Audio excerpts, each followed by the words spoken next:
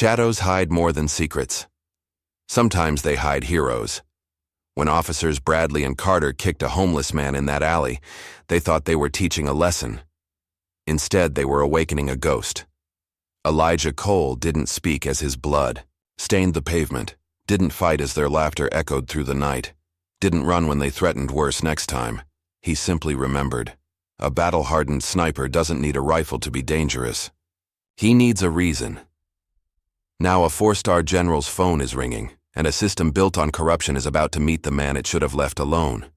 Some men break under pressure, others wait for the perfect moment to strike. Just before we get back to it, I'd love to know where you're watching from today, and if you're enjoying these stories, make sure you're subscribed, because tomorrow's special episode is one you definitely don't want to miss. The city's neon lights flickered against the darkness, casting long shadows down alleyways where most people feared to tread. Steam rose from sewer grates, mingling with the harsh winter air. In one of these forgotten corners, Elijah Cole sat by a fire burning in an old oil drum, his weathered hands outstretched toward the dancing flames. His dark skin absorbed the orange glow, highlighting the deep lines etched across his face, a map of hardships endured and battles fought. Despite his ragged appearance, the worn army surplus jacket, frayed jeans, and boots held together with duct tape, there was something undeniably dignified about him. His eyes, sharp and alert, scanned the street with practiced precision, missing nothing. He watched as people hurried past, clutching their belongings tighter whenever they noticed him. Just another invisible man, Elijah muttered to himself, poking the fire with a metal rod. The diner across the street was a stark contrast to Elijah's dim corner. Light spilled from its windows, illuminating 3 police officers as they exited, laughing and adjusting their uniforms. Officer Bradley led the trio, tall and broad-shouldered with close-cropped blonde hair and a permanent smirk. Carter followed, thinner, but with the same predatory glint in his eyes, a shock of red hair visible beneath his cap. And trailing behind them was Mills, younger than the others, his brown hair slightly disheveled, his expression uncertain. "Look at 'em." Bradley nudged Carter, nodding toward a cluster of homeless people huddled around another barrel fire down the block. "City's going to shit with these bums everywhere." "Tax dollars at work," Carter snickered. "They get the streets, we get the paperwork." Mills said nothing, his gaze drifting toward Elijah, then quickly away when their eyes met. "Hey." Bradley's voice sharpened. "Mills, you with us?" "Yeah," Mills replied, clearing his throat. "Just thinking about that report from earlier." Bradley rolled his eyes. "Always by the book with you. Loosen up, rookie." They continued down the sidewalk, breath fogging in the cold air. Bradley suddenly stopped, nudging Carter and pointing toward a dumpster behind a restaurant where Elijah had wandered, searching for anything salvageable. "Hey, check this out," Bradley grinned, changing direction. Carter followed eagerly while Mills hesitated before trailing behind. Elijah heard them approaching, but didn't look up. He'd learned long ago that acknowledging them only made things worse. "Well, well," Bradley's voice boomed. "Digging through trash again, are we?" Elijah straightened up slowly, his movements deliberate, controlled. "Just trying to find something to eat, officer." "You hear that, Carter? He's just trying to eat." Bradley stepped closer, invading Elijah's space. "You know what? I think I can help with that." Before Elijah could react, Bradley shoved him hard, sending him tumbling backward into the dumpster. Carter burst into laughter as Elijah landed among the garbage, food scraps sticking to his jacket. "Dinner is served," Carter hooted. Elijah didn't struggle or shout. He simply lay there for a moment, his eyes locked on Bradley's face, studying him with an intensity that momentarily wiped the smile from the officer's face. Mills stood frozen, his hand half raised as if to intervene. "Bradley, come on, we should get back to patrol." "Relax, Mills," Bradley said, not taking his eyes off Elijah. "Just taking out the trash." Elijah climbed out of the dumpster with surprising dignity, brushing off the garbage without a word. His calm demeanor seemed to irritate Bradley even more. "Got nothing to say?" Bradley stepped close again. "No apology for making us waste our time. "I apologize for the inconvenience, officer," Elijah said, his voice low but clear. Something in his tone, the lack of fear perhaps, made Bradley narrow his eyes. But before he could respond, the radio on his shoulder crackled with a call from "Dispatch, Saved by the Bell," Bradley muttered. "Let's go." As they walked away, Carter chuckled. That was classic, man. Mills glanced back at Elijah, his face clouded with shame. Once the officers were out of sight, an older homeless man named Frank shuffled over to Elijah. His gray beard was matted, and his eyes were watery with age. "Why you never fight back, Elijah?" Frank asked, offering him a half-empty bottle of water. "I've seen you take down guys twice your size when they mess with the younger folks here." Elijah accepted the water, taking a small sip before answering. "Some battles are fought differently." His gaze followed the direction the officers had, eye calculating, patient. "Not all wars are won with fists," Frank shook his head. "Those cops been getting worse, especially Bradley and Carter. They're gonna kill someone one day."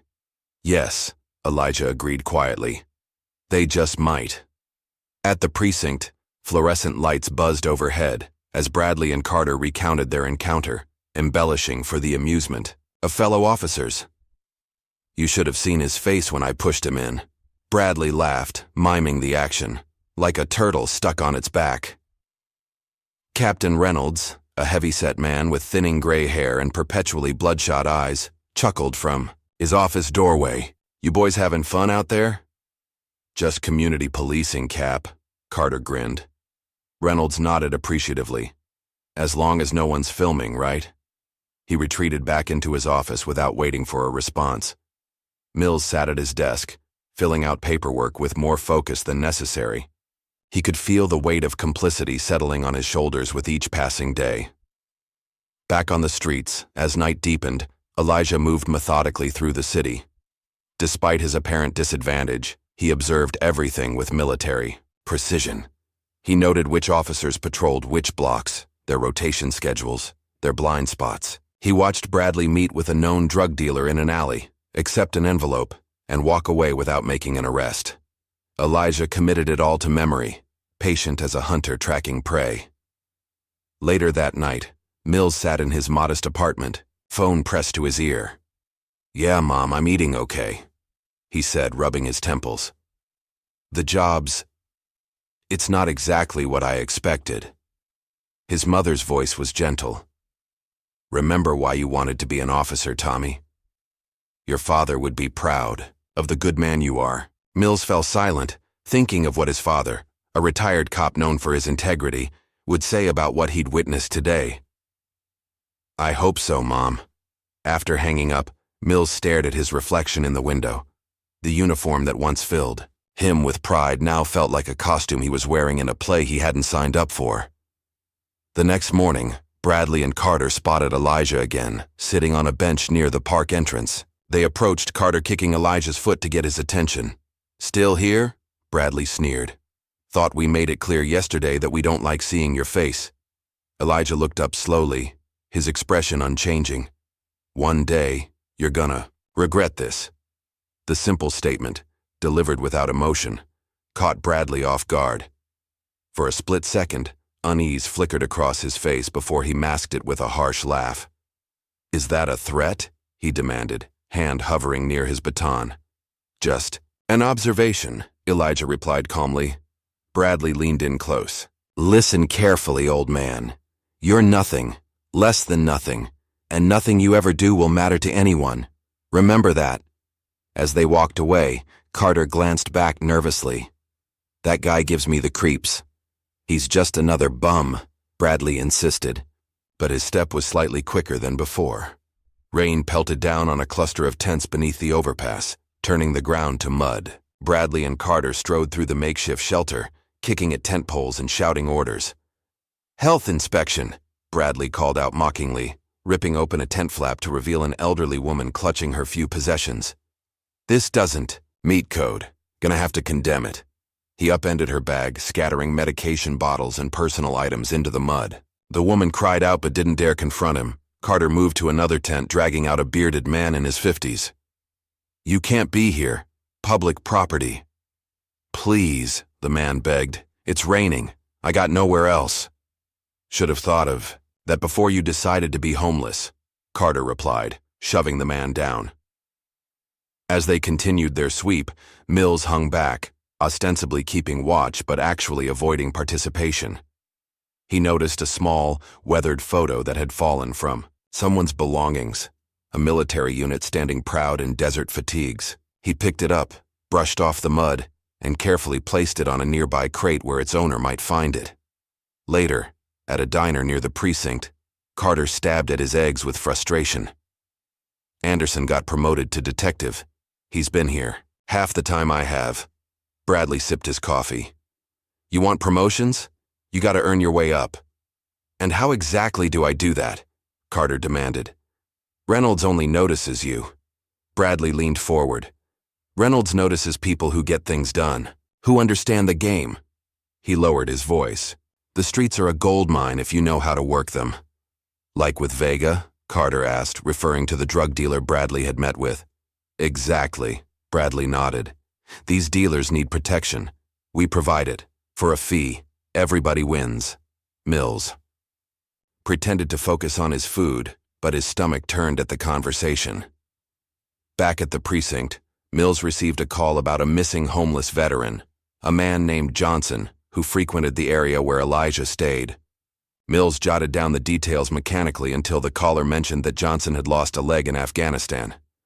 He served 2 tours, the caller, a VA social worker, explained. He has severe PTSD. We're concerned he might harm himself. I'll keep an eye out, Mills promised, feeling a pang of genuine concern. That evening, Bradley, Carter, and Mills found themselves at the Blue Line, a bar frequented by police officers. Bradley was 3 drinks in, growing louder with each one.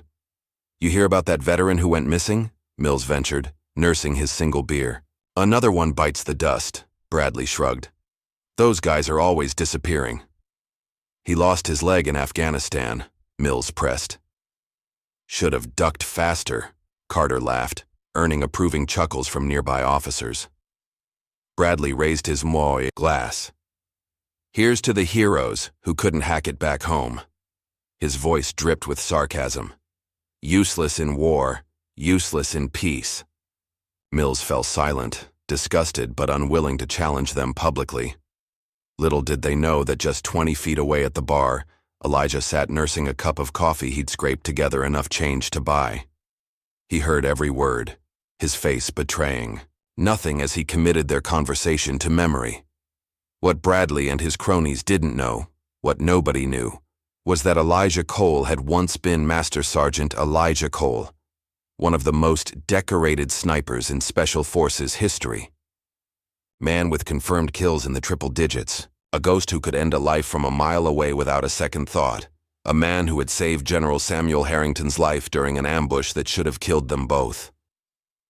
Across town, Bradley met with Councilman Wallace in an upscale restaurant's private room. Wallace, a thin man with thinning hair and expensive cufflinks, slid an envelope across the table. The development plans are moving forward, Wallace said quietly. We need that encampment cleared by next week. No media, no fuss. Bradley pocketed the envelope without counting the contents. Consider it done. Some bleeding heart at the Tribune has been asking questions about homeless displacement. Wallace continued.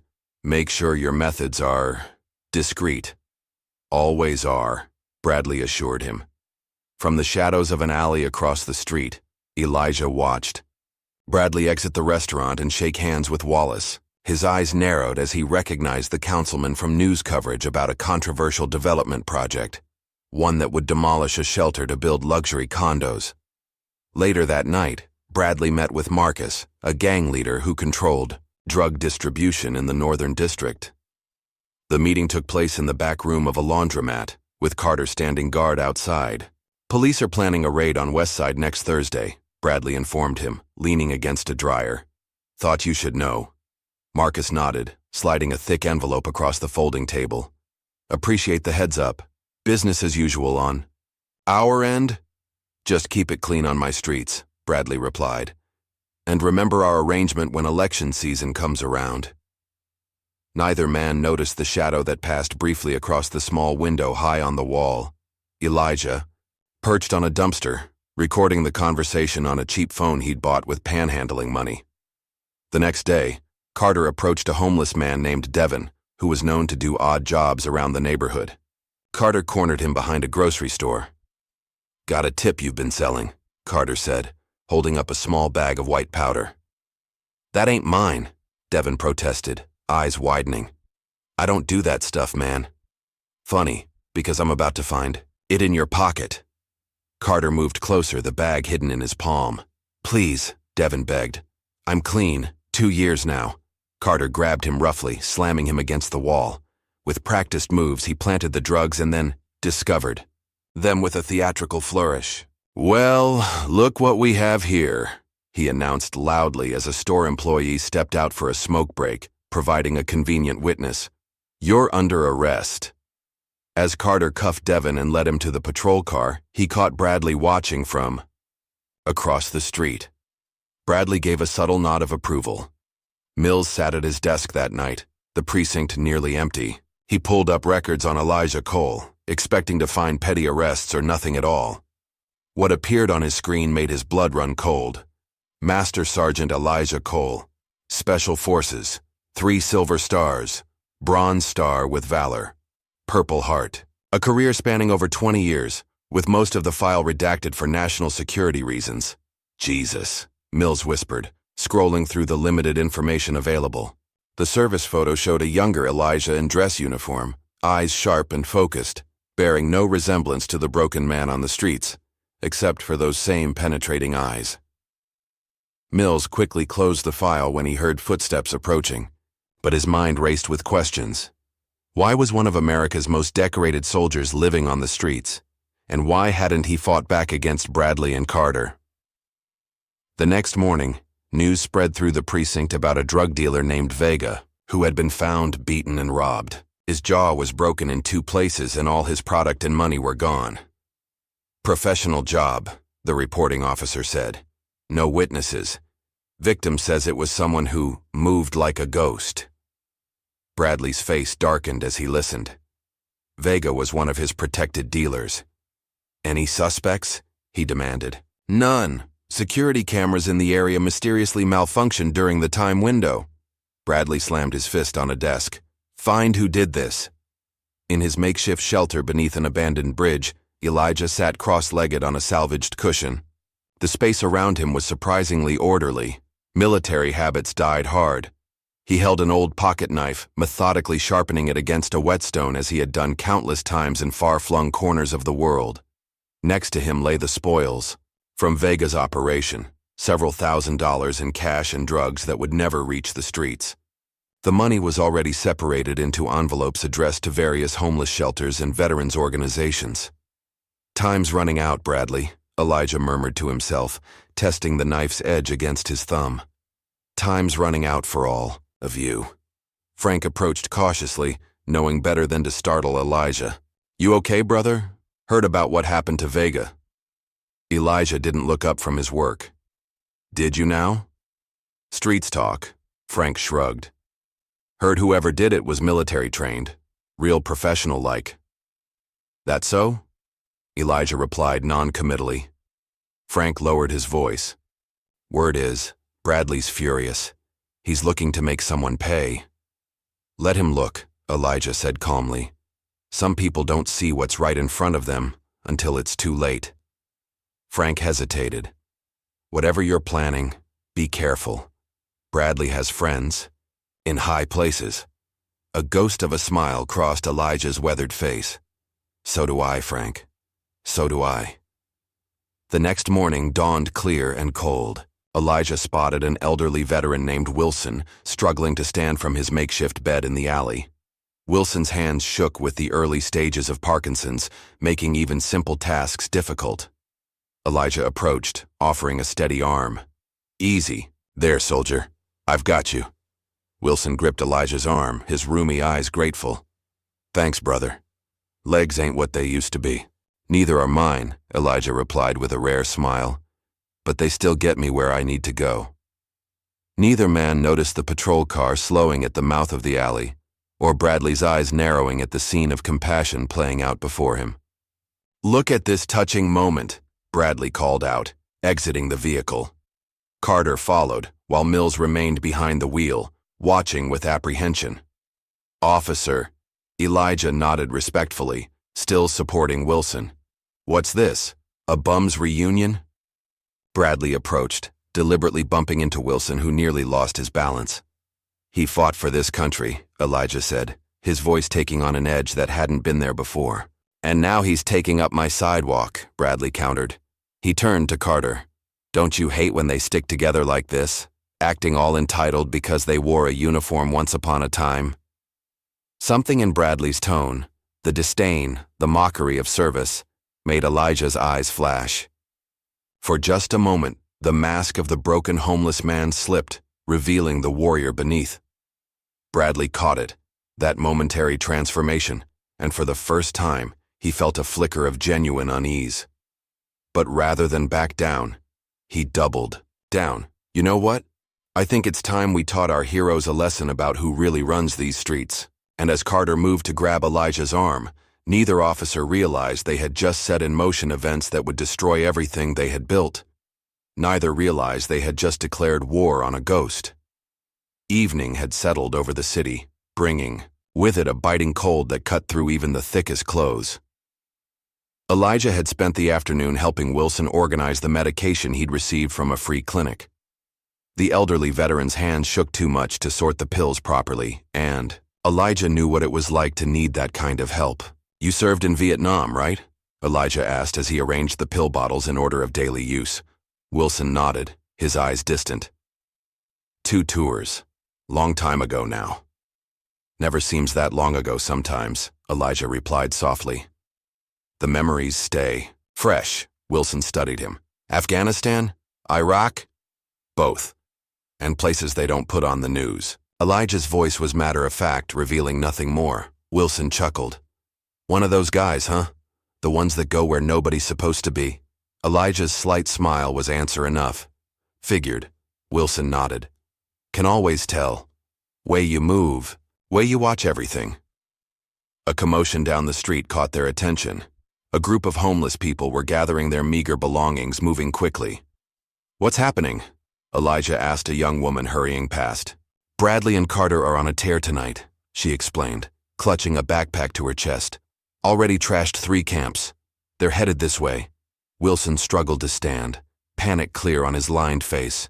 "My stuff, I'll help you," Elijah assured him, gathering Wilson's belongings into a small duffel bag. He helped the older man to his feet just as a patrol car rounded the corner, headlights illuminating the alley. The car stopped, and Bradley emerged, his face flushed with irritation. Or alcohol, possibly both. Carter got out from the passenger side, already wielding his baton. "Well, look who it is," Bradley called out. "The old-timer and his bodyguard." Elijah positioned himself slightly in front of Wilson. "We're just leaving, officer." Bradley approached, his swagger more pronounced than usual. "Leaving? That sounds like you think you have a choice." He turned to Carter. "You see how these bums stick together? Like they've got some kind of code?" Carter chuckled, slapping his baton against his common brotherhood of the streets. Bradley's eyes narrowed as he watched Elijah supporting Wilson. Something about the scene, the protective stance, the dignity in Elijah's bearing, triggered a wave of disgust in him.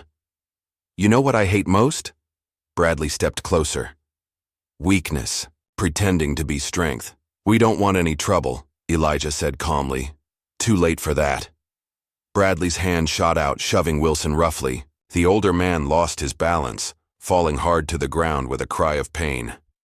Elijah's face changed, just for an instant, as he helped Wilson sit up. Something cold and lethal flashed in his eyes before the mask of submission returned. "He needs a doctor," Elijah said, noting the blood on Wilson's temple where he'd struck the pavement. "What he needs is to get his ass off my streets," Bradley countered. He turned to see that Mills had finally exited the patrol car, watching the scene with visible discomfort. "Mills, get over here and help educate our homeless heroes." Mills approached hesitantly.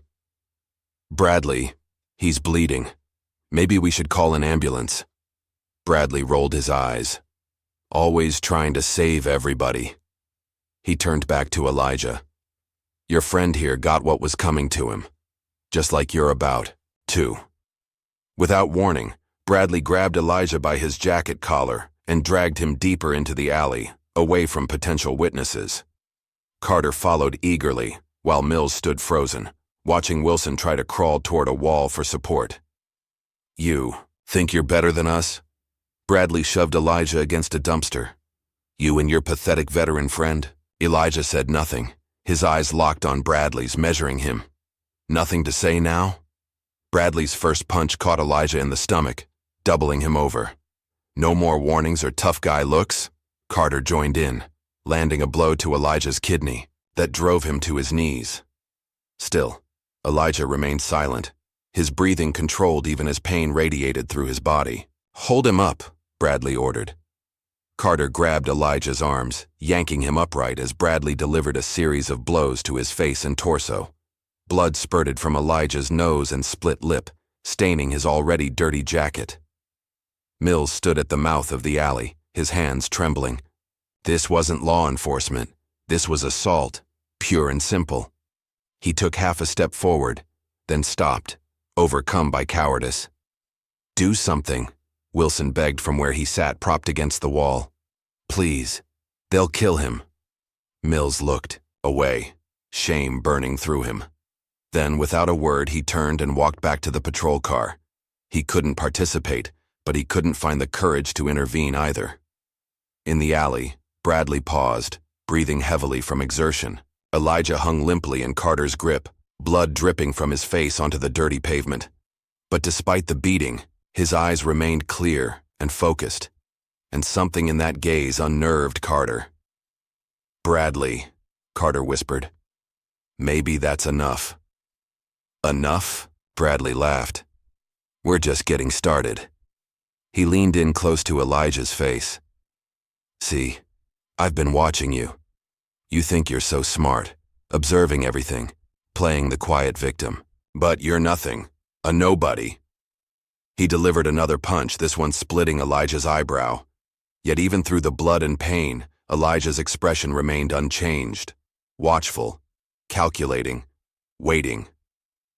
Finish it, Bradley told Carter. Show me you've got what it takes. Carter hesitated, disturbed by Elijah's unwavering gaze. He's had enough. Do it, Bradley insisted. Reluctantly, Carter drove his knee into Elijah's ribs, then let him crumple to the ground. Bradley delivered a final kick to Elijah's side before standing back, satisfied with his work. Let that be a lesson, Bradley spat. Step out of line again and next time we won't stop. As they turned to leave, Elijah's voice, though weak, carried clearly in the night air. Officer Bradley. Bradley turned, surprised to hear his name. Blood dripped from Elijah's mouth as he spoke. I know who you are. I know what you've done. And I won't forget. Bradley's face darkened. He stepped back toward Elijah, grabbing a fistful of his jacket. You threatening me? Elijah's smile through bloodied teeth was chilling in its calmness. Just stating facts. Bradley shoved him back down. No one will ever remember you. You'll die in these streets and nobody will even notice you're gone. Elijah chuckled softly, the sound disturbing in context. Bradley stepped back, suddenly eager to be away from those penetrating eyes. Let's go, he muttered to Carter. They walked back to the patrol car where Mills waited, his knuckles white on the steering wheel. Had to teach him a lesson, Bradley explained as they climbed in. Getting too comfortable around here. Mills said nothing, putting the car in drive. In the rearview mirror, he could see Wilson crawling toward Elijah, trying to help him up. Back in the alley, Elijah struggled to his feet, refusing Wilson's attempts to assist him. You need a hospital, Wilson insisted, alarmed by the amount of blood soaking through Elijah's clothes. No hospitals, Elijah replied, testing his ribs with a grimace. Nothing was broken, but the pain was intense. Just help me to the payphone. On 8th. Payphone? What for? Wilson asked, supporting Elijah as they limped toward the street. Time to call in a favor, Elijah answered, his voice hardening. A very old favor. The walk to the payphone took nearly 30 minutes, each step sending waves of pain through Elijah's battered body. Once there, he dug into his pocket for a crumpled calling card he'd kept for years. His fingers, sticky with blood, struggled with the tiny buttons as he dialed a number he'd memorized long ago, followed by a special access code. The line rang 3 times before a clipped voice answered. Department of Defense, Special Access Line, verification required. November, Echo Sierra 793 Alpha 0, Elijah recited, leaning heavily against the phone booth. A pause. Identity confirmed. How may I direct your call, Master Sergeant Cole? General Samuel Harrington, Elijah replied. Tell him it's Echo from Kandahar. Another pause, longer this time.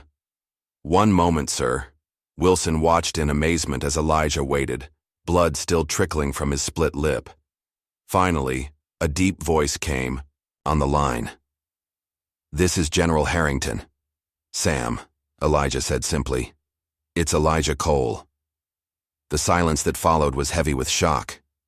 When Harrington finally spoke, his voice was barely above a whisper. Elijah?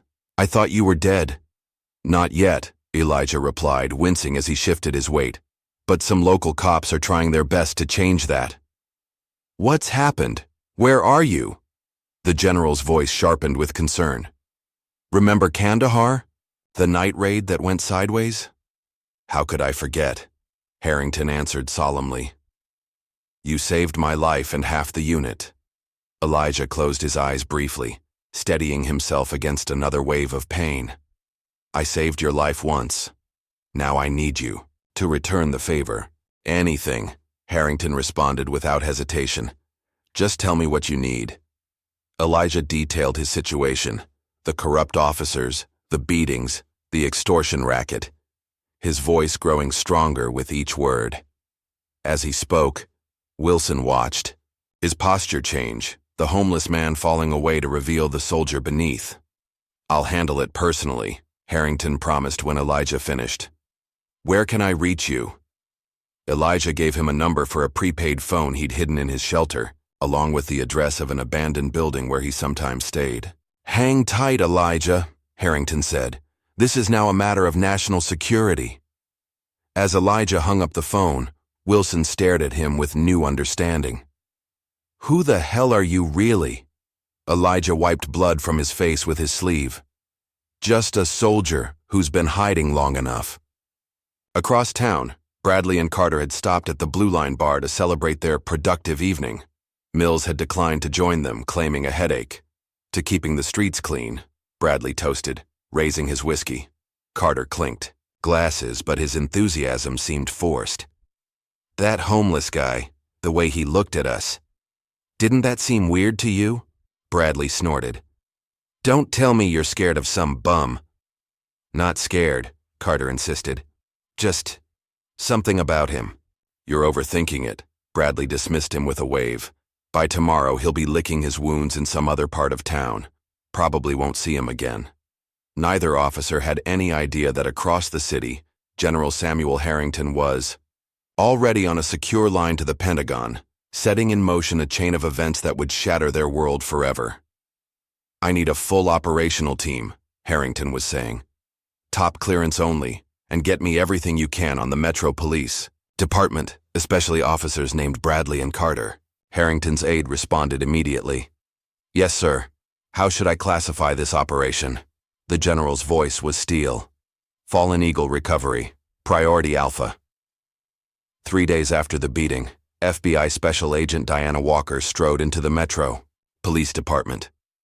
Her dark suit was impeccably tailored, her badge prominently displayed on her hip. Behind her followed Agent Michaels, tall and silent with observant eyes that missed nothing. Officers glanced up from their desks, conversations quieting as the agents approached the front desk. I need to speak with Captain Reynolds, Walker stated, her tone making it clear this wasn't a request. The desk sergeant hesitated. May I ask what this is regarding? Federal investigation, she replied simply. I won't ask again. Minutes later, Walker and Michaels were seated in Reynolds' office, The captain visibly uncomfortable as he offered them coffee. They declined. "What can I help the FBI with today?" Reynolds asked, forcing a jovial tone. "We're conducting an investigation into complaints of civil rights violations in your precinct," Walker explained, opening a folder, "specifically targeting of homeless individuals and veterans." Reynolds laughed nervously. "Must be some mistake. My officers follow proper procedure." "That's what we're here to determine." Michaels spoke for the first time, his voice revealing nothing. As the interview continued, officers gathered in small groups, whispering. "FBI?" Carter murmured to Bradley when he arrived for his shift. "What's happening?" Bradley shrugged, projecting confidence he didn't entirely feel. "Probably that shooting across town last week. Nothing to do with us." Carter wasn't convinced. "They've been talking to Reynolds for over an hour." "Relax." Bradley clapped him on the shoulder. "This is our house. We're untouchable here." Mills watched the exchange from his desk, a knot forming in his stomach. Something was happening, something connected to Elijah Cole, he was certain of it. In Washington, D.C., General Harrington sat in a secure conference room within the Pentagon, surrounded by intelligence officers and legal advisors. On the screen, before them was a detailed profile of Officer James Bradley. "Multiple complaints of excessive force, all dismissed," an analyst was saying. "Financial records show deposits inconsistent with his salary. Phone records indicate regular contact with known drug dealers, and this man..." A photo appeared on screen. "Councilman Wallace currently under separate investigation for corruption." Harrington nodded grimly. "And Officer Carter?" "Similar pattern, though he appears to be Bradley's subordinate rather than an equal partner. Officer Thomas Mills is newer to the force, fewer complaints, but present during multiple incidents." "What about Cole's military record?" Harrington asked. A different officer stepped forward. "Master Sergeant Elijah Cole, 3 Silver Stars, Bronze Star with Valor, one of our most decorated snipers. After his discharge, he struggled with PTSD but refused treatment. Dropped off the grid about 3 years ago." Harrington studied the service photo of Elijah. "I want Colonel Davis on the ground today. Full surveillance package. I want to know every move Bradley and Carter make." "Sir," one of the legal advisors interjected, "this is unusual protocol for a civilian complaint." Harrington's eyes hardened. "This isn't just a complaint. This is about one of our most decorated operators being systematically abused by corrupt cops. And I owe him my life." Back at the precinct, Walker and Michaels finally emerged from Reynolds' office. The captain followed, his face flushed with anger or embarrassment. "We'll need access to your duty rosters and patrol records for the past 6 months, Walker informed him. "And we'll be interviewing your officers individually." Reynolds forced a tight smile. "Of course, whatever you need." As the agents left, Reynolds gestured Bradley into his office, slamming the door behind them. "What the hell did you do?" Reynolds hissed. "The FBI doesn't show up for routine complaints." Bradley maintained his composure. "I haven't done anything you haven't signed." "Off on, Captain." Reynolds jabbed a finger into Bradley's chest. "Fix this. Whatever it is, make it go away." "It's probably about that homeless guy," Bradley suggested. "The one who's been causing trouble." "Then find him and shut him up," Reynolds snapped. "Legally," he added as an afterthought. Later that day, a tall, distinguished man in civilian clothes arrived at the temporary apartment Elijah was using, courtesy of General Harrington. The man knocked once, then identified himself. "Colonel Davis, Army Intelligence, the General sent me." Elijah opened the door, his face still bruised but healing.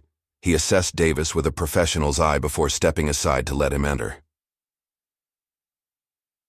The apartment was Spartan, a single bed, a table with 2 chairs, and a duffel bag of clothes. The only personal touch was a small framed photo of a military unit, standing before a helicopter in desert terrain. "Master Sergeant," Davis greeted him, with respect. "It's an honor. Your reputation precedes you." Elijah gestured to the table. "What's the situation?" Davis laid out several folders.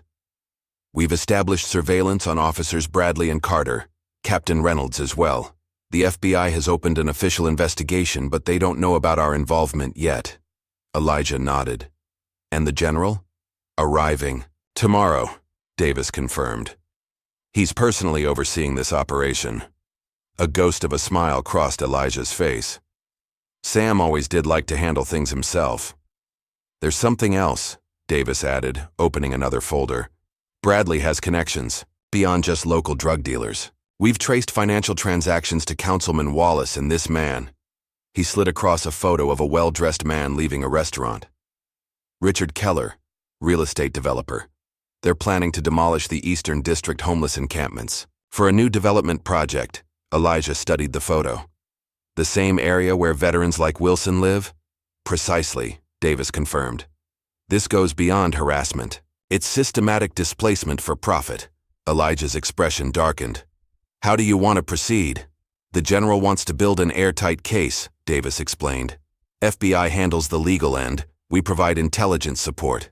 But first, we need to establish your credibility as a witness. Which means I need to come in from the cold, Elijah concluded. Davis nodded. We have a full medical team standing by at Fort Belvoir. The general wants you checked out, your injuries documented. Then we'll proceed with formal statements. Elijah stood. Decision made. Let's move. As Davis and Elijah prepared to leave, neither noticed the patrol car slowly cruising past the apartment building, Carter behind the wheel, eyes scanning the street with growing paranoia.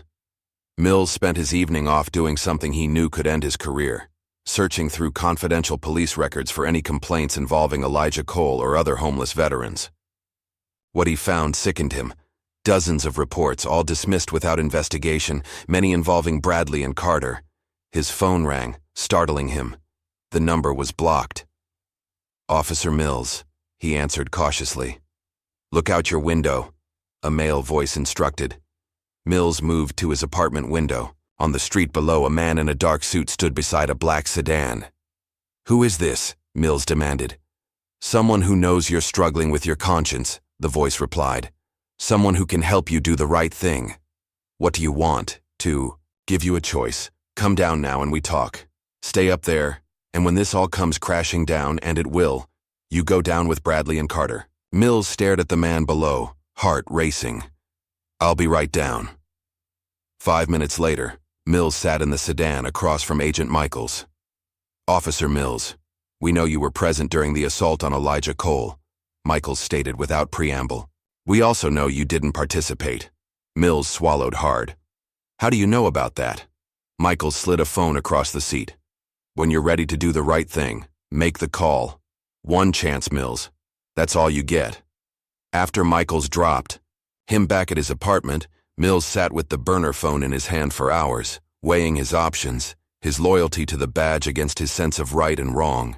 Bradley, meanwhile, was enjoying an evening with fellow officers who shared his approach to policing.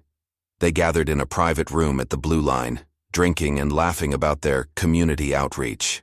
To keeping the streets clean, Bradley toasted, unaware that every word was being recorded by devices placed by Colonel Davis's team hours earlier. Speaking of, one officer leaned in, heard FBI sniffing around. Anything to worry about? Bradley waved dismissively. Nothing I can't handle. I've got Reynolds in my pocket and friends upstairs. This will blow over. As Bradley bragged, a convoy of black SUVs with government plates was pulling into a private airfield outside the city. General Samuel Harrington, dressed in civilian clothes but carrying himself with unmistakable military bearing, descended from the lead vehicle. Colonel Davis greeted him. Everything's in place, sir. And Cole? At the medical facility now. Doctor reports 3 broken ribs, facial lacerations, kidney contusion, all documented. Harrington's jaw tightened. And our targets? Bradley's at a bar with his crew. Carter's at home. Reynolds is still at the precinct, trying to manage the FBI situation. Good. Harrington nodded. Time to make the call. That night, Bradley finally returned to his apartment, slightly drunk and fully confident that whatever storm was brewing would miss him entirely. He kicked off his shoes and poured himself another drink when his phone rang. Yeah, he answered. Officer, James Bradley? A deep, authoritative voice inquired. Who's asking? Bradley responded, irritated. My name is General Samuel Harrington, United States Army. I'm calling about your recent interaction with Master Sergeant Elijah Cole. Bradley froze, glass halfway to his lips. Who? The homeless man you and Officer Carter assaulted 3 nights ago, Harrington continued, his voice deceptively calm. The man whose military service record includes 3 Silver Stars and classified operations that saved countless American lives. Look, I don't know what you're... Harrington cut him off. Save it. As of 20 minutes ago, the Department of Justice has opened a formal investigation into you, Officer Carter, and Captain Reynolds for civil rights violations, abuse of power, and corruption. Bradley struggled to maintain his composure. This is ridiculous. You can't... I just did. Harrington interrupted again. You see, Officer Bradley, when you decided to beat a decorated Special Forces veteran, you didn't just commit assault. You attacked one of mine, and I protect my people. Bradley's hand had begun to shake, spilling whiskey onto his pants. This is some kind of mistake. The only mistake was yours, Harrington stated coldly. You just made the biggest mistake of your life. The line went dead, leaving Bradley staring at his phone in disbelief. For the first time in years, real fear crept into his heart as he realized he might not be as untouchable as he'd believed. Frantically, he dialed Carter. We've got a problem, he said when Carter answered. A big one. Across town, Elijah sat in a comfortable hospital room at Fort Belvoir, his injuries properly treated, wearing clean clothes provided by the military. For the first time in years, he allowed himself to remember who he had been before the trauma and disillusionment had driven him to the streets. A knock at the door preceded General Harrington's entrance. The 2 men regarded each other silently before Harrington extended his hand. It's been a long time, Master Sergeant. Elijah stood, shaking the offered hand. Too long, sir. I made the call, Harrington informed him. Bradley knows we're coming for him. A cold smile touched Elijah's lips. Good. I want him to feel what it's like to know something's coming and be powerless to stop it. This will end his career at minimum, Harrington assured him. Possibly with jail time. Elijah nodded. And the others? The homeless veterans he's terrorized? We're already setting up resources through the VA, Harrington replied. Housing, medical care, legal assistance. No one gets left behind. Elijah studied his old commander. Why go to all this trouble for one homeless vet? Harrington's expression softened slightly. Because in Kandahar, when that RPG hit our position, and I was pinned down, you came back for me. Carried me 2 miles through enemy territory with a bullet in your own leg. Just doing my job, Elijah said quietly. No. Harrington shook his head. It was beyond duty. And I never forgot. Dawn broke over the city as Bradley paced his apartment, repeatedly calling Reynolds with no answer. Carter had arrived an hour earlier, equally panicked. This can't be happening, Carter muttered, peering through the blinds at the street below. There's a car parked across the street. Been there all night. Reynolds needs to fix this, Bradley insisted. That's his job. And if he can't? Carter challenged. Before Bradley could respond, his phone buzzed with a text message from Reynolds. FBI at the precinct again. DOJ officials with them. Don't come in. Bradley threw his phone across the room. Son of a bitch is cutting us loose. What do we do? Carter asked, his usual bravado completely evaporated. Bradley grabbed his jacket.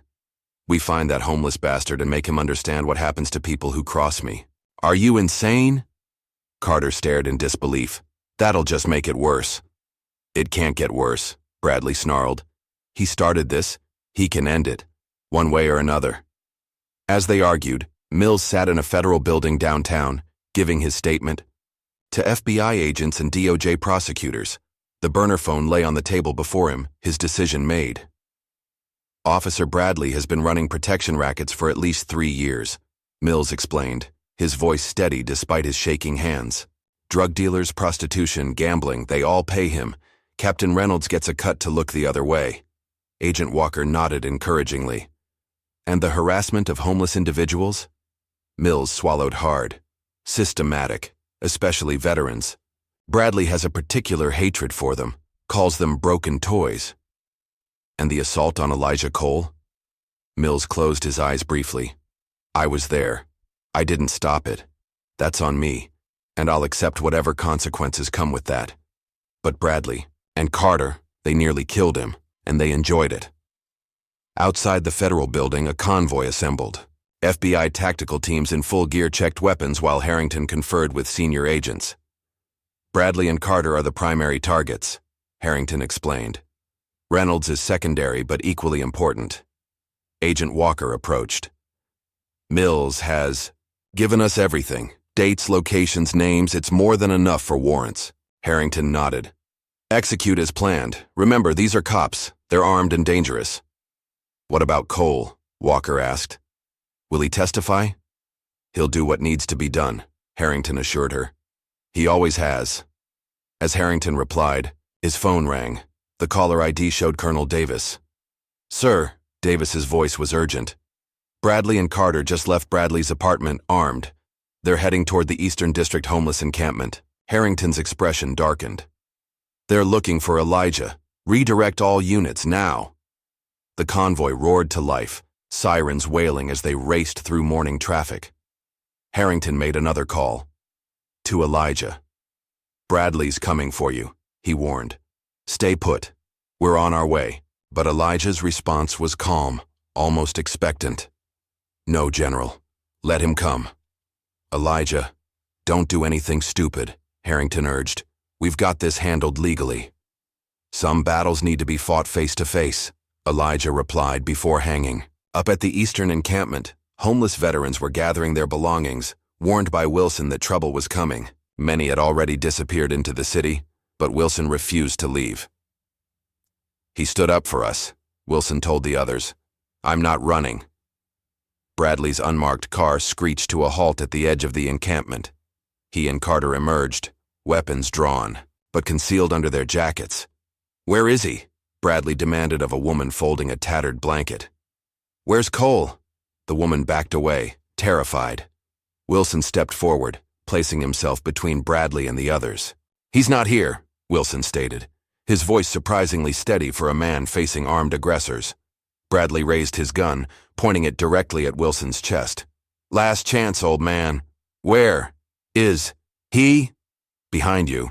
Elijah's voice rang out. Bradley. And Carter spun to find Elijah standing 20 feet away, his posture straight, his eyes clear. No longer the defeated homeless man they had beaten. This was Master Sergeant Cole, combat veteran, a man who had faced far worse threats than two corrupt cops. You, Bradley snarled. You think you can ruin me? Call in your military buddies to fight your battles? No, Elijah replied calmly. I just needed time to set the stage. Carter's gun wavered between Elijah and the distant sound of approaching sirens. Bradley, we need to go now. Not until I finish this, Bradley insisted, advancing on Elijah. You think you're so special with your medals and your general friends? You're still nothing. A broken, useless, drop your weapon. The command came from Mills, who appeared from behind a tent, his service weapon aimed squarely at Bradley. Bradley's eyes widened in shock. Mills, what the hell are you doing? The right thing, Mills answered, his stance firm despite his evident fear. For once, Carter panicked, raising his gun toward Mills. Put it down, Mills. You're making a mistake. The only mistake was following you two, Mills replied, not lowering his weapon. It's over. The standoff held for 3 excruciating seconds before Bradley made his choice. With a roar of rage, he swung his gun toward Elijah. What happened next seemed to unfold in slow motion. Before Bradley could fire, Elijah moved with the fluid precision of a trained operator. His hand shot out, gripping Bradley's wrist and twisting brutally. The gun clattered to the ground as Bradley howled in pain. Carter froze, unsure where to aim as police and FBI vehicles screeched into the encampment from all directions.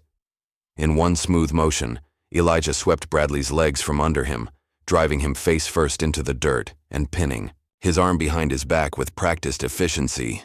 You were right about one thing, Elijah said quietly as Bradley struggled beneath him. Some people are forgotten, but I was never one of them. FBI agents swarmed the scene, weapons drawn. Agent Walker approached, taking in the tableau with professional calm.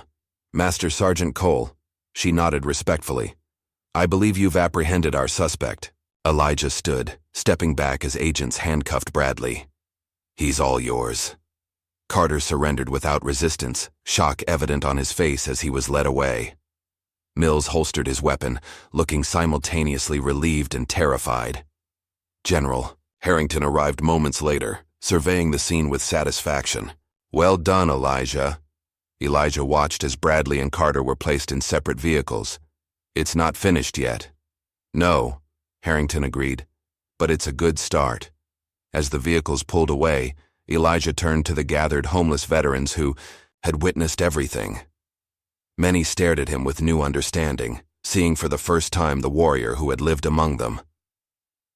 Wilson approached, extending his hand. Thank you, soldier. Elijah clasped the offered hand firmly. No man left behind. That's the promise we made. Harrington stepped forward. And it's a promise we intend to keep, for all of you. For the first time in years, Elijah Cole smiled. Not the guarded smile of a man hiding his strength, but the genuine expression of someone who had finally found his way home from a very long war. Days after the confrontation at the homeless encampment, the precinct hummed with nervous energy. Officers spoke in hushed tones, exchanging rumors about Bradley and Carter's arrests. The story had been briefly mentioned in the local news, but the full details remained under wraps as the federal investigation expanded. Bradley sat in an interrogation room at the federal building downtown, his normally confident demeanor cracking, under pressure. His attorney, a sharp-dressed man named Lawrence Wilson, whispered urgently in his ear. They've got testimonies from multiple homeless veterans, evidence of your financial transactions, and Officer Mills as a cooperating witness, Wilson explained. The situation is problematic. Problematic? Bradley hissed. I'm looking at federal charges because some homeless vet called in a favor. This is a setup. Wilson sighed. The homeless vet was Master Sergeant Elijah Cole. 3 Silver Stars, countless classified operations. The Pentagon considers him a national asset. I don't care if he's Captain America, Bradley snapped. He was just another bum when He stopped abruptly, realizing his near admission. When you what? Wilson pressed. Beat him within an inch of his life? Because that's what the medical report says and there are witnesses. Bradley's face flushed with anger. Get me out of here. Call whoever you need to call. I've tried, Wilson admitted. Your usual connections aren't answering. That call from General Harrington changed everything. The mention of Harrington's name sent a cold wave of unease through Bradley. The general's voice still echoed in his mind. You just made the biggest mistake of your life. Down the hall, Carter sat in a separate room, visibly shaken. Unlike Bradley, he had no expensive lawyer, just a public defender who looked overwhelmed by the case. The prosecutor is offering a deal, the defender explained. Testimony against Officer Bradley and Captain Reynolds in exchange for reduced charges. Carter ran a trembling hand through his hair. If I talk, Bradley will destroy me. If you don't talk, the federal charges will destroy you anyway, the defender countered. 20 years minimum. With cooperation, maybe 5. Before Carter could respond, the door opened.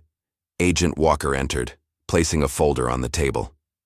Office Carter, she began. We've been monitoring the precinct communications. Captain Reynolds has already begun distancing himself from you and Bradley.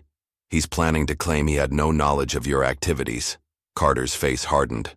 That lying bastard. He took a cut of everything. Walker nodded to the defender. The deal expires in 1 hour. After that, we proceed with full charges against all parties. As the federal case built, Captain Reynolds sat in his office, desperately calling political contacts. Each call ended the same way. Polite excuses followed by quick goodbyes. No one wanted to be associated with what was quickly becoming a major corruption scandal. His intercom buzzed. Captain, there's someone here to see you. Who is it? Reynolds barked. He says his name is Colonel Davis, sir. Military intelligence. Reynolds froze. Military intelligence? Here? Send him in, he managed, quickly straightening his desk. Colonel Davis entered, his civilian clothes doing nothing to hide his military bearing. He carried a slim briefcase and wore an expression of professional detachment. Captain Reynolds. Davis greeted him. I'm here to discuss the coal situation. Reynolds forced a smile. Of course. Please sit down. This is all a terrible misunderstanding. Officers Bradley and Carter were acting outside department protocols. Davis placed his briefcase on the desk and removed a single document. This is a military intelligence surveillance transcript from 3 weeks ago. You, Bradley, and Councilman Wallace discussing the removal of homeless veterans from the development zone. The blood drained from Reynolds' face. That's taken out of context. We have 17 similar transcripts, Davis continued calmly, along with records of deposits to your offshore account. Interesting banking choice for a police captain. Reynolds slumped in his chair. What do you want? Cooperation, Davis replied simply. General Harrington wants every corrupt officer in this precinct identified and removed. You're going to help us do that. Across town, Elijah sat in General Harrington's temporary command center, a suite of rooms at a high-security government building. His physical wounds were healing, the bruises fading to yellowish smudges on his dark skin. He studied the evidence. Wall where photos of Bradley, Carter, Reynolds, and various associates were connected with red string, mapping out the corruption network. They've been operating like this for years, Elijah observed. Why now? Why is the Pentagon getting involved in a local police corruption case? Harrington placed a hand on Elijah's shoulder. Because you called. But also because this isn't just about corrupt cops anymore. The development project involving Councilman Wallace has defense implications. Elijah raised an eyebrow. What kind of implications? The land they're trying to clear of homeless veterans. It sits adjacent to a classified communications facility. Wallace's development partner has concerning foreign connections. So this is national security now, Elijah concluded. It always was, Harrington confirmed. You just gave us the thread to pull. In the evening, a military drone circled high above the city, its advanced cameras tracking specific targets. Carter, released on bail, noticed the aircraft's distinctive silhouette as he hurried home, pulling his collar higher against imagined observers. He'd made his deal with the prosecutors. In 48 hours, he would provide formal testimony against Bradley and Reynolds. Until then, he needed to keep his head down and stay alive. Carter's phone rang. He answered without checking. The caller ID. You turned on me. Bradley's voice was ice cold. Carter stopped walking, his heart pounding. Bradley, I didn't have a choice. They have everything. We always have choices, Bradley interrupted. And you made the wrong one. Look, man, we're both screwed here, Carter pleaded. The feds know everything, the protection rackets, the development deal with Wallace, everything. Bradley's laugh was hollow. So what's your play? Rat me out and walk away? I'm looking at 20 years, Bradley. What would you do? I wouldn't betray my partner, Bradley replied, his voice dropping to a dangerous whisper. Sleep tight, Carter, and watch the skies. They're watching you. The line went dead, leaving Carter standing on the sidewalk, staring fearfully at the drone still visible against the darkening sky. Miles away, in a nondescript hotel room, Bradley pocketed his burner phone. Despite being out on bail, he'd chosen not to return to his apartment. The terms of his release prohibited contact with Carter or Reynolds, but Bradley had never been one to follow rules. His regular phone chimed with a news alert. Bradley opened it to find his own face staring back at him, a department photo alongside a headline. Metro police officers charged in federal corruption probe. Damn it, he muttered, throwing the phone onto the bed. His house of cards was collapsing. His police career was over, that much was certain, but Bradley had always been a survivor. He still had one card to play, one way to regain control of the situation. Elijah Cole had started this, and Elijah Cole would end it. Bradley retrieved a duffel bag from the closet, checking its contents. A non-service weapon, ammunition, and $50,000 in cash, his emergency escape fund. He had contacts across the border, people who could make him disappear if necessary. But first he had unfinished business. At the command center, Mills shifted uncomfortably in his chair as he identified fellow officers in surveillance photos. "These 6 are directly involved in Bradley's operation," he explained to Agent Walker and Colonel Davis. "They run protection for different neighborhoods. Johnson handles prostitution, Turner takes care of gambling, and so on." "And Reynolds knew about all of it?" Walker asked. Mills nodded. "He didn't just know, he coordinated. Bradley might have been the enforcer, but Reynolds made the connections with Wallace and the other city officials." Walker made notes. "What about the attacks on homeless veterans? Was that part of the operation?" "That was personal for Bradley," Mills admitted, shame evident in his voice. "He hated them, said they were failed soldiers who didn't deserve respect." Davis's expression darkened. "Any idea why he targeted them specifically?" Mills hesitated. "I always thought maybe it had something to do with his father. Bradley once mentioned his dad was military, died in some operation. Said he died for nothing. I think he was taking that anger out on every veteran he encountered." "Colonel." Davis exchanged a significant look with Walker. "Check Bradley's family history," he instructed an aide. "Find out about his father's military service." The aide returned less than an hour later, placing a file before Davis.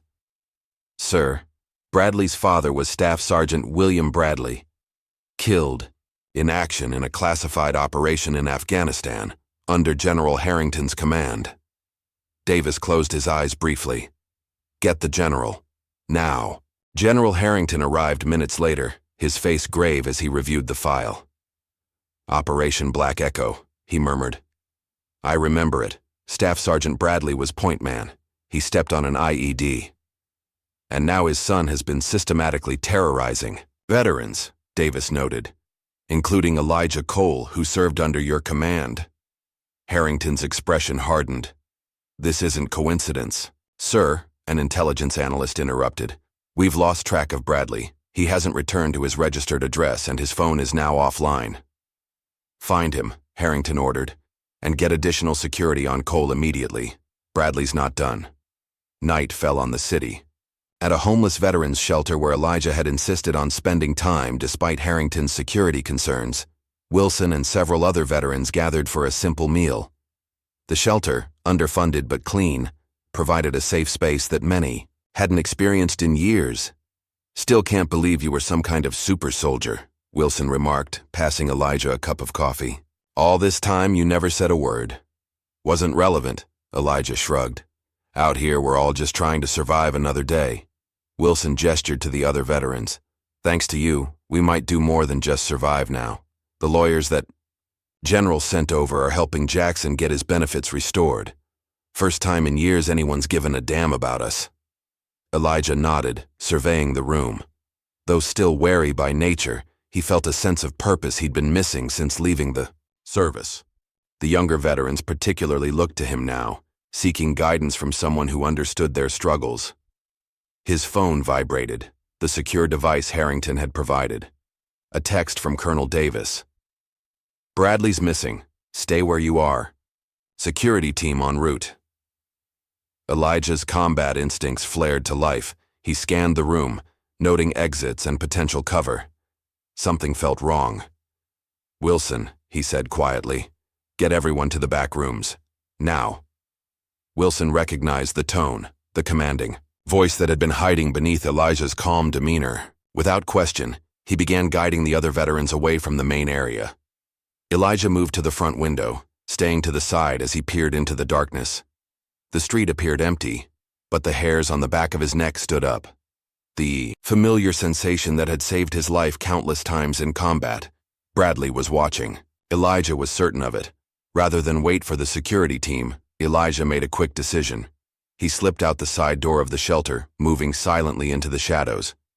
If Bradley wanted him, better to draw him away from the others. He wasn't disappointed.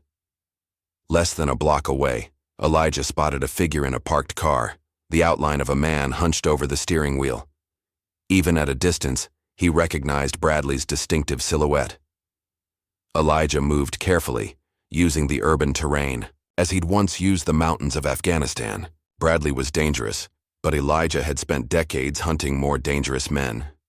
Bradley, fixated on watching the shelter's front entrance, didn't notice Elijah's approach until the barrel of his own stolen service weapon pressed against the back of his head. "Looking for me?" Elijah's voice was quiet but carried an undeniable threat. Bradley froze.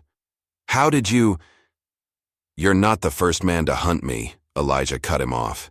"Get out, slowly." Bradley complied, raising his hands. "You're making a mistake. I just wanted to talk. With a loaded gun?" Elijah nodded toward the weapon visible on Bradley's passenger seat. "That's not how conversations usually start." Bradley's face twisted with rage. "You destroyed everything I built. Years of work, gone because some broken-down vet couldn't take a beating." "This isn't about the beating," Elijah countered. "This is about justice for every veteran you terrorized. Every homeless person you abused because you thought no one was watching. My father died for this country," Bradley snarled. "Followed orders from men like your precious General Harrington. And what did it get him? A flag-draped coffin and a son who grew up without a father." Understanding dawned on Elijah. "So you punish other veterans for your loss? Men and women who served alongside your father? They came back. He didn't." Bradley's voice cracked slightly. "They failed where he died. Why do they deserve peace when he's lying in Arlington?" Before Elijah could respond, headlights illuminated the street as several vehicles converged on their position. Military, police, and FBI agents emerged, weapons drawn.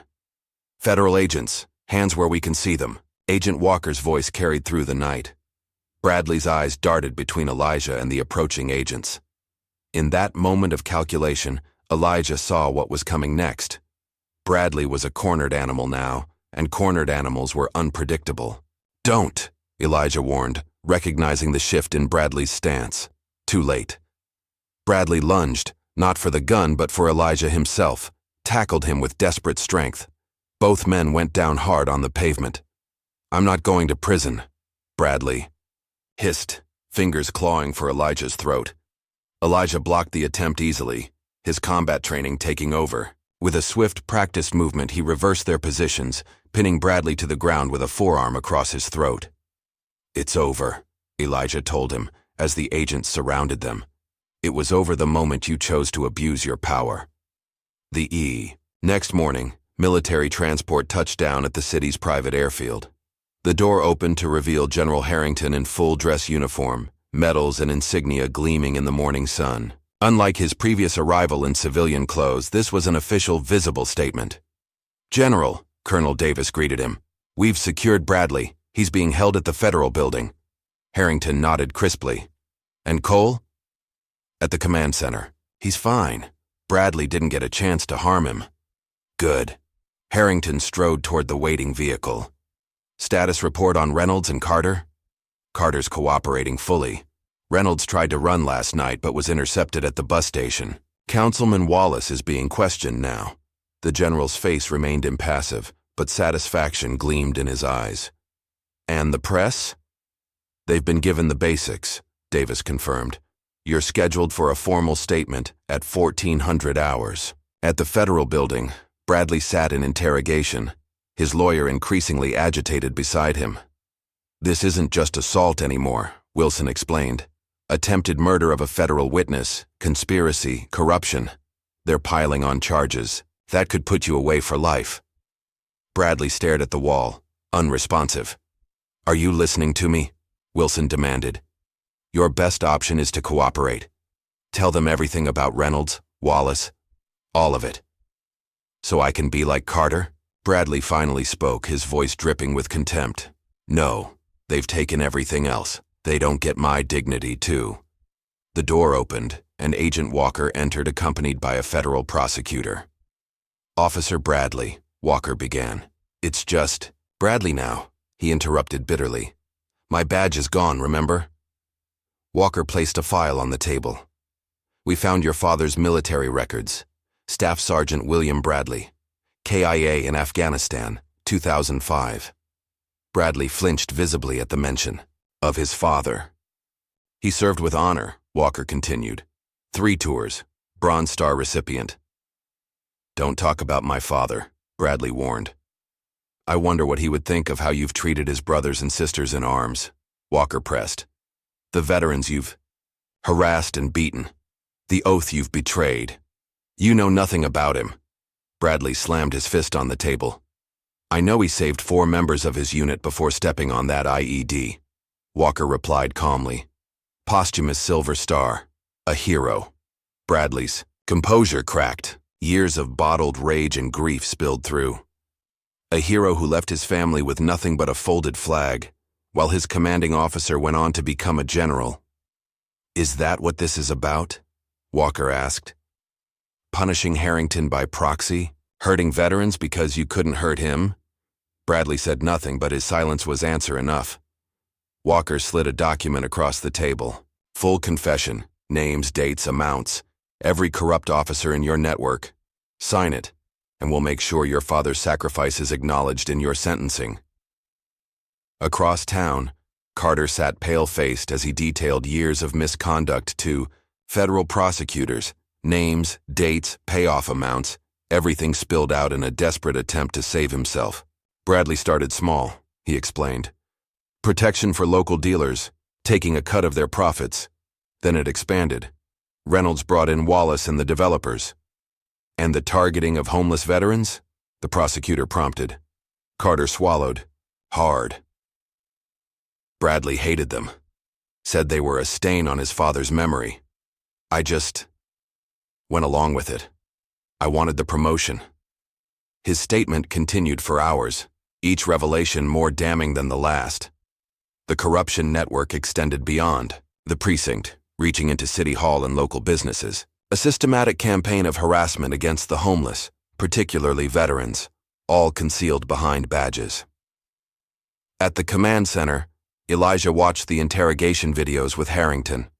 Neither man spoke until Carter's session ended. He didn't mention it, Elijah noted, but Bradley was building toward something bigger. Harrington raised an eyebrow. How so? The development project with Wallace wasn't just about luxury condos, Elijah explained. I heard Bradley talking with some of his crew about using the construction to move product, drugs coming in with building materials, distribution through the construction crews. Harrington made a note. We'll add it to the investigation. Elijah studied the general's face. Bradley blames you for his father's death. I know, Harrington replied quietly. I authorized that mission. William Bradley was one of my best sergeants. Does that change how you feel about this case? Harrington met Elijah's gaze steadily. It explains Bradley's actions. It doesn't excuse them. Later that afternoon, Captain Reynolds sat across from his own attorney, desperation evident in his every movement. They have everything, the lawyer explained. Bradley's talking, Carter's talking. The only question now is what kind of deal we can make. Reynolds buried his face in his hands. This can't be happening. I'm 3 years from retirement. Retirement is off the table, the lawyer stated bluntly. We're talking about minimizing prison time now. The door opened, and Colonel Davis entered with a federal prosecutor. Reynolds straightened, a last vestige of authority in his bearing. Captain, Davis acknowledged him coldly. Your options have narrowed considerably. Bradley has provided sworn testimony about your role in the corruption network. Reynolds scoffed. Bradley's trying to save himself.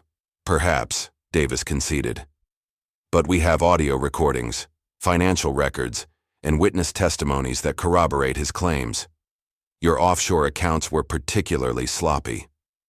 The blood drained from Reynolds's face. I want immunity. The prosecutor laughed. That ship has sailed. The best we can offer is reduced charges in exchange for testimony against Councilman Wallace and the other city officials involved. Reynolds' resistance crumbled. What do you want to know? As Reynolds began his confession, Councilman Wallace was facing his own reckoning. FBI agents had raided his office that morning, emerging with boxes of documents and electronic devices. News cameras captured his ashen face as he was escorted to a waiting vehicle, his carefully crafted public image shattering in real time. By evening, The story had exploded across national news networks. "Police corruption ring exposed," the headlines proclaimed. "Decorated veteran uncovers systemic abuse." Elijah's military photo appeared alongside stories of his heroism and the brutal treatment he'd endured. At the veterans' shelter, the residents gathered around a television, watching in awe as their story, their daily reality, became a national conversation. "That's him," Wilson pointed at the screen where Elijah's service photo was displayed. "That's our guy." A younger veteran shook his head in disbelief. "All this time, we had no idea who he really was." "He knew who he was," Wilson corrected gently. "He just wasn't ready for anyone else to know." At the federal building's press room, General Harrington stood before a forest of microphones, his presence commanding absolute attention. "The United States military has a sacred covenant with those who serve," he began. "When that covenant is broken, when those who served this nation with honor are subjected to abuse and discrimination, it becomes a matter of national concern." Reporters shouted questions, but Harrington continued uninterrupted. "Master Sergeant, Elijah Cole is one of our nation's most decorated combat veterans. The treatment he received at the hands of corrupt officers is not just a crime, it's an affront to every man and woman who has worn the uniform." In a secure room watching the broadcast, Elijah shifted uncomfortably at the praise. He'd never sought recognition, especially not like this. The press conference continued as Harrington outlined the charges against Bradley, Carter, Reynolds, and the expanding circle of corrupt officials. The general stopped short of revealing the national security implications, but made it clear that the Pentagon's involvement was not merely about one veteran's mistreatment. "This case has exposed a cancer within local law enforcement," Harrington declared. "A cancer we intend to remove completely." As the general concluded his remarks, a reporter called out, "Will Master Sergeant Cole be making a statement?" Harrington's VO response was protective. "Sergeant Cole has served this nation enough. He deserves privacy and respect, something he was denied on our streets." That evening, Bradley sat alone in his cell, the gravity of his situation finally sinking in. His father's legacy, which he'd claimed to protect, had been tarnished by his own actions. The irony wasn't lost on him. A guard approached. "You have a visitor." Bradley looked up in surprise. His lawyer had left hours ago, and he had no family in the area. "Who is it?" The guard didn't answer, simply opening the door to the visitation room. Bradley entered cautiously. Seated at the metal table was General Harrington, still in his dress uniform. "Sit down, Bradley." Harrington gestured to the chair across from him. Bradley remained standing. "I have nothing to say to you." "Then listen," Harrington replied evenly. "I knew your father. He was a good soldier, one of the best. He died saving his men, including me." Bradley's jaw tightened. "And you got to come home a hero while he came home in a box." "Yes," Harrington acknowledged, surprising Bradley with his candor. "Not a day passes that I don't think about the men and women who didn't come home. Your father among them." "Spare me the memorial speech," Bradley spat. Harrington's expression hardened. "I'm not here to ease your conscience, Bradley. I'm here because your father would be ashamed of what you've become. You dishonored his sacrifice by abusing the very people he died protecting." The words struck Bradley like physical blows. His carefully constructed justifications began to crumble.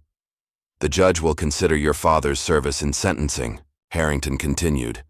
"But make no mistake, you will pay for what you've done to Elijah Cole and every other veteran you terrorized."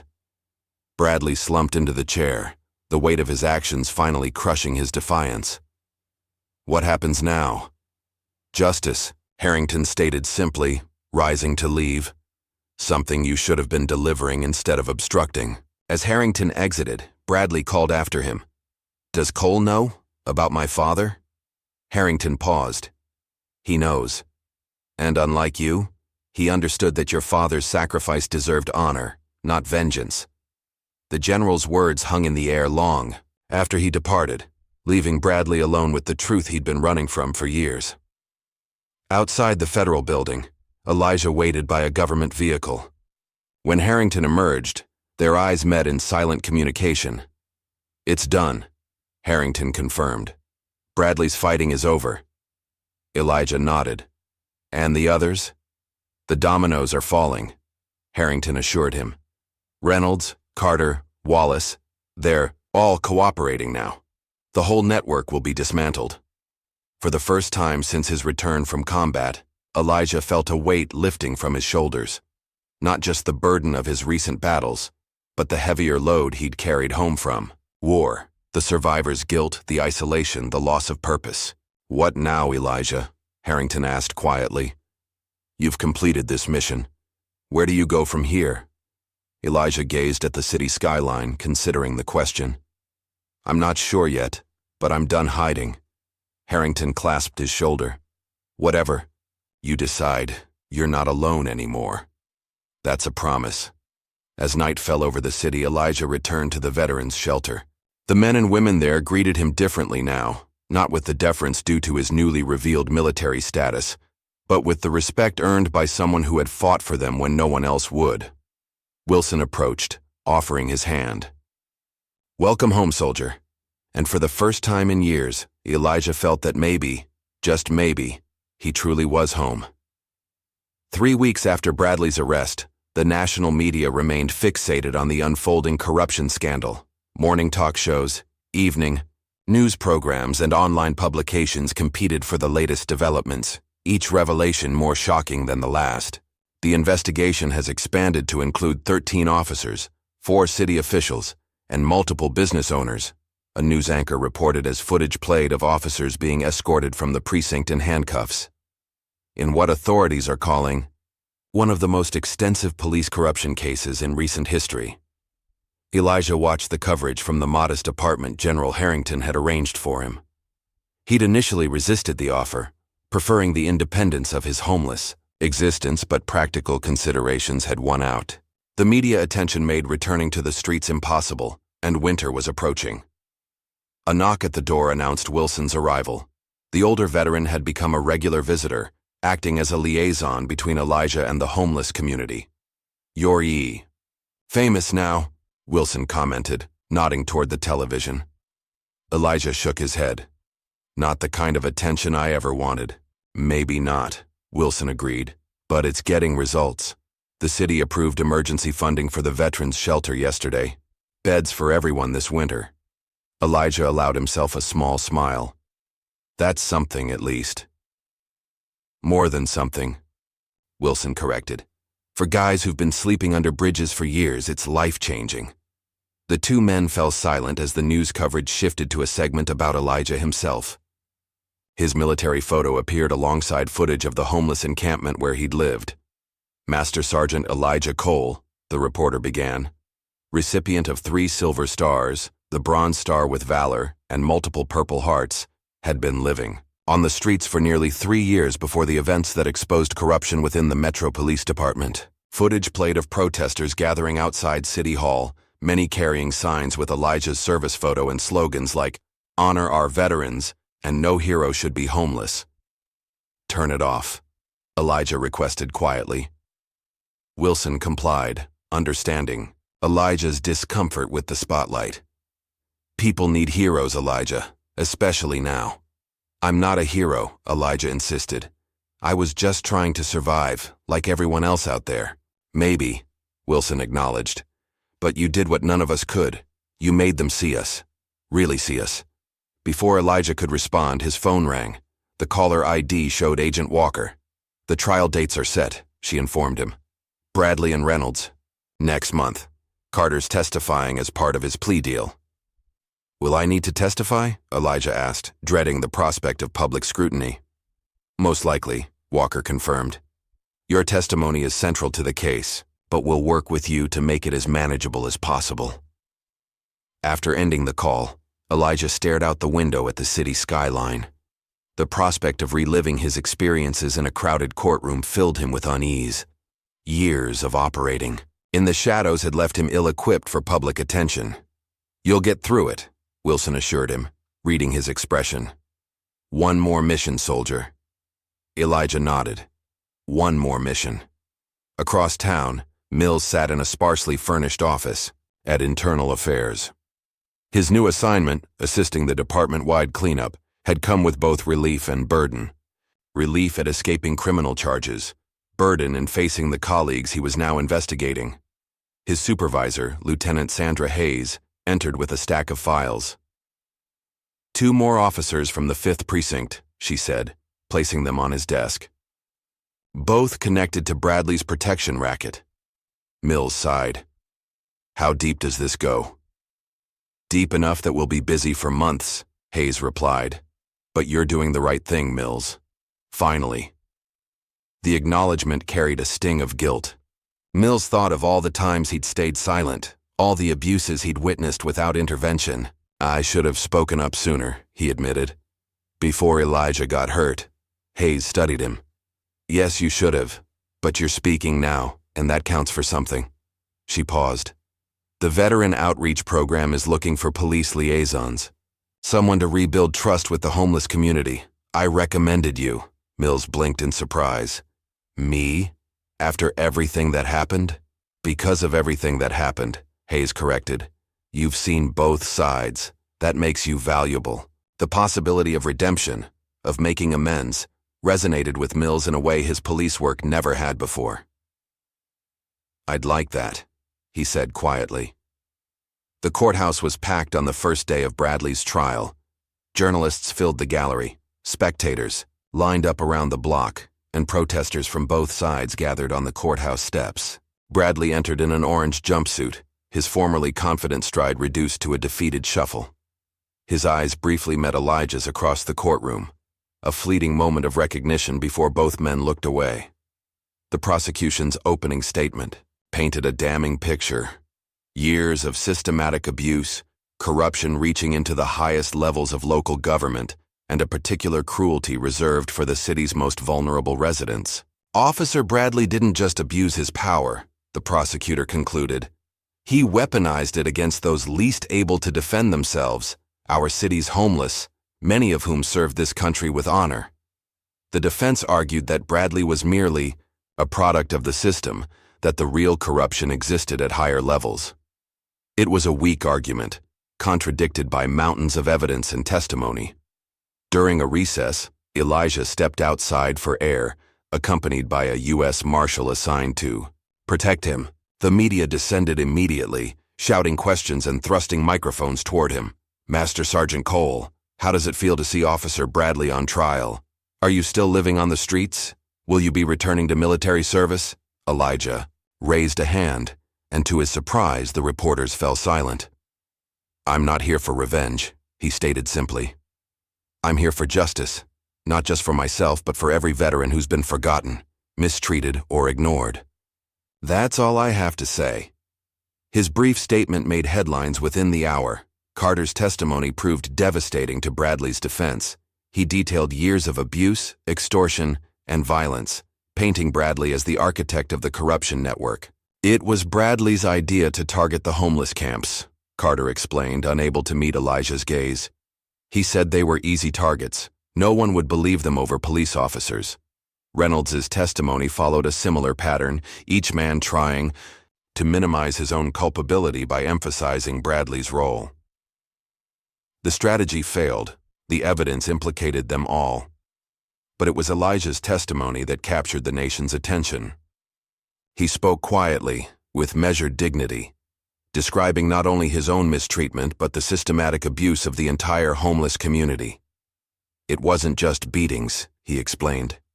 It was the daily harassment, the destruction of what little property people had, the constant message that our lives didn't matter.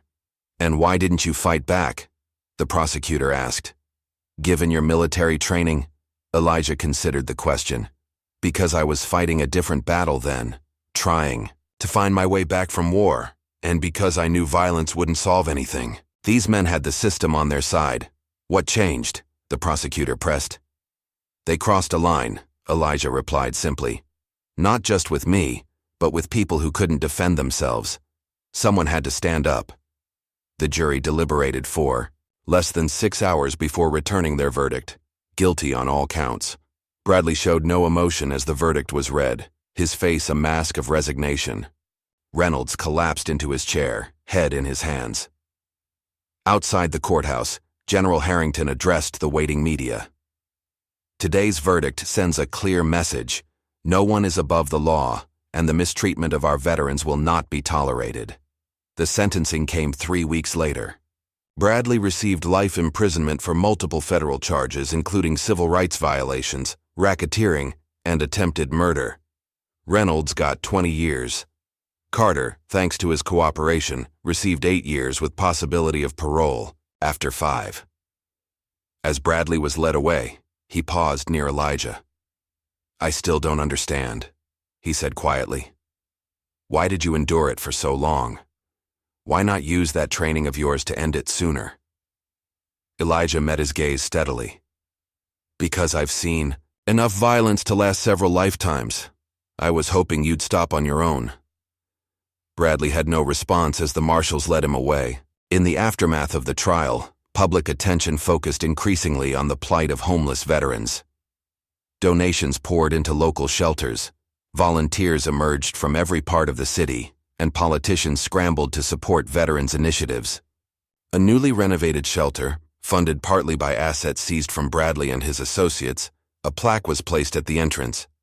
It bore no grand statements, just a simple dedication. "To those who served, then struggled, you are not forgotten."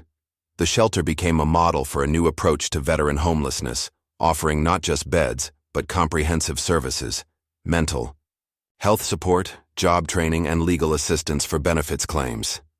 Elijah, despite his reluctance to be a public figure, found himself at the center of the movement. Veterans from across the country reached out to him, sharing similar stories of struggle and mistreatment.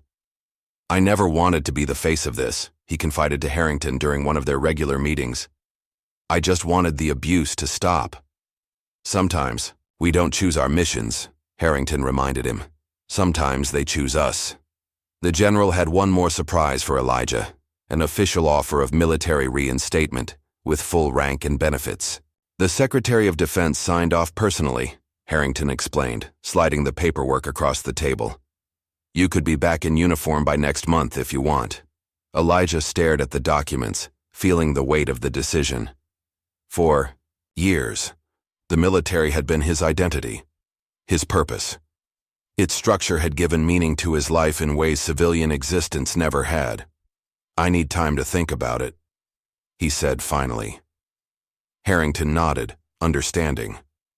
"Take all the time you need. The offer stands." 6 months after the trials concluded, the city had changed in ways both visible and subtle. The corrupt police administration had been replaced, with emphasis on community engagement and accountability.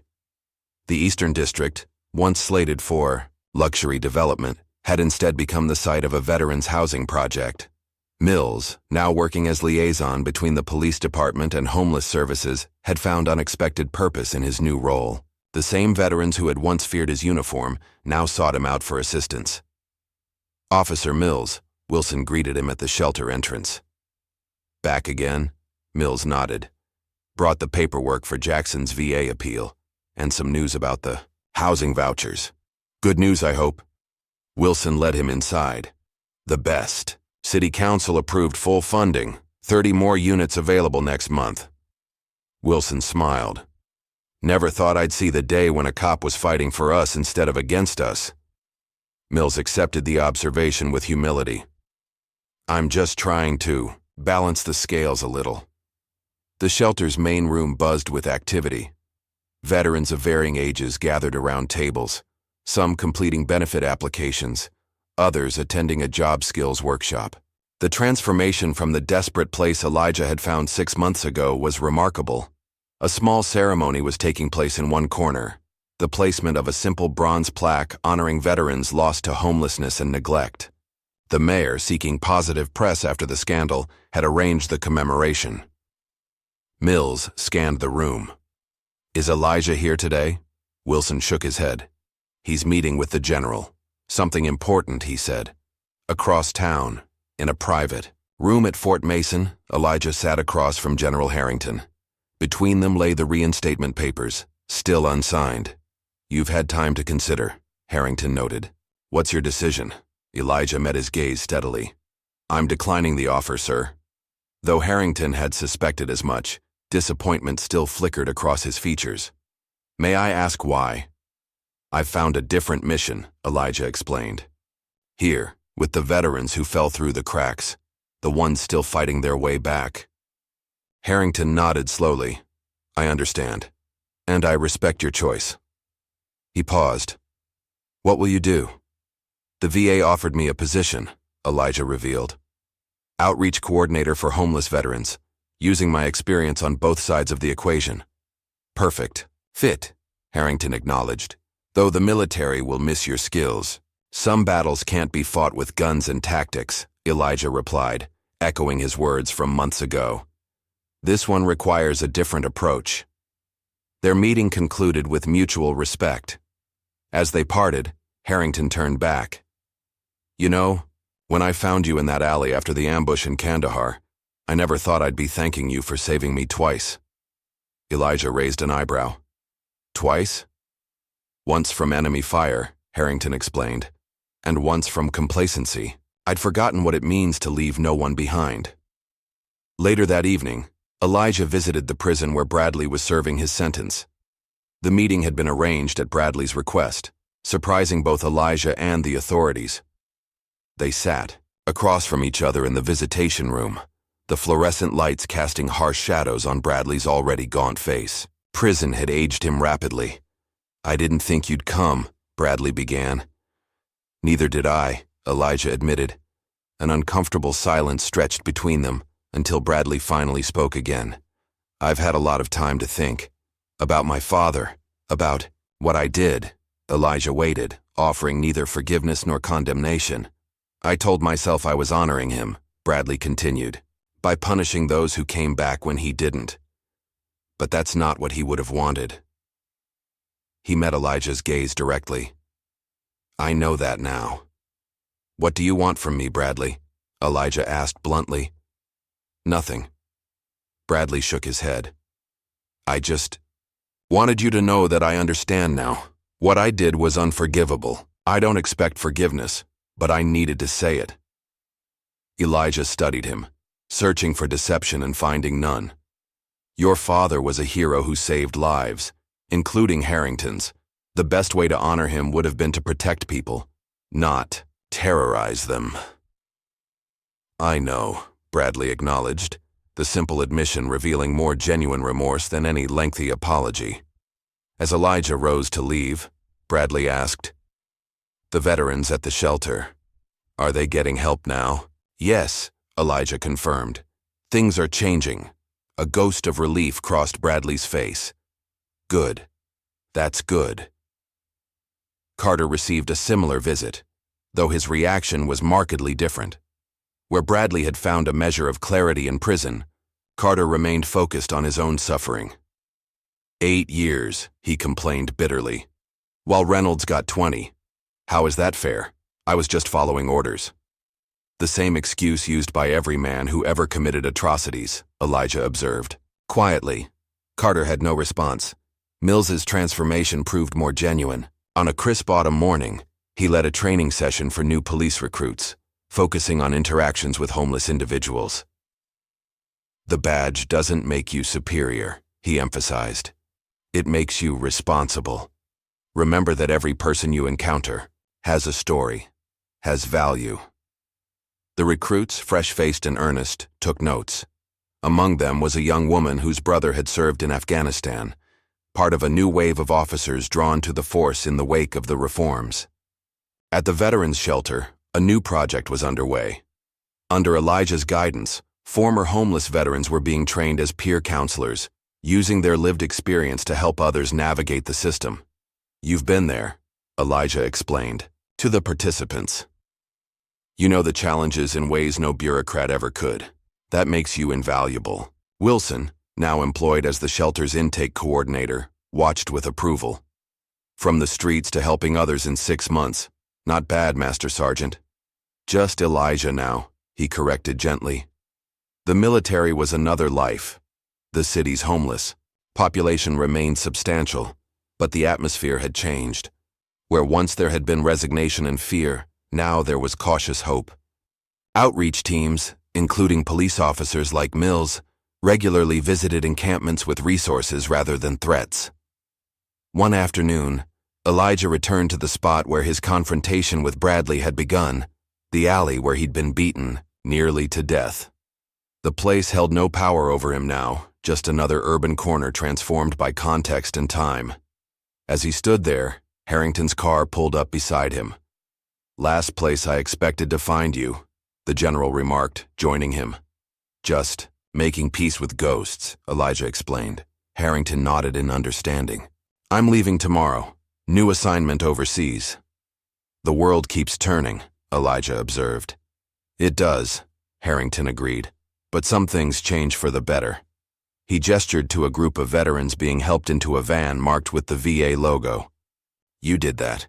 Not with a rifle this time, but with courage nonetheless." They walked together toward a small park where several homeless veterans sat on benches, talking with outreach workers. One man extended his hand to Elijah in greeting, and others nodded in recognition. "You found your way home," Harrington noted. "In a manner of speaking," Elijah acknowledged. "Just not the way I expected." As sunset painted the sky in fiery hues, Elijah returned to the barrel fire where his story had begun. The scene was remarkably similar. The flickering flames, the gathering darkness, the marginalized people seeking warmth and community. Yet everything had changed. The fear was gone from their eyes, replaced by determination. A younger veteran approached an older man struggling with his belongings, offering assistance just as Elijah had once helped Wilson. Elijah watched the interaction with quiet satisfaction, seeing his own actions reflected and multiplied. The cycle of compassion continuing without him, the true measure of lasting change. As darkness fell completely, a news van drove slowly past the gathering. The reporter inside glanced out, perhaps hoping for a glimpse of the now famous Elijah Cole. But Elijah stepped back into the shadows, letting the story unfold without him. Some battles were fought in the spotlight, with guns and glory. Others were fought in quiet moments of dignity and compassion, far from cameras and acclaim. Elijah had fought both kinds now, and he knew which victory mattered more. Elijah watched the younger veteran help the older man to shelter, his voice barely audible as he murmured, "Some battles are fought differently. Ever wonder how many heroes walk among us, invisible in plain sight?" Remember Elijah Cole's journey. Not all battles are fought with weapons, and the most important victories often happen in silence.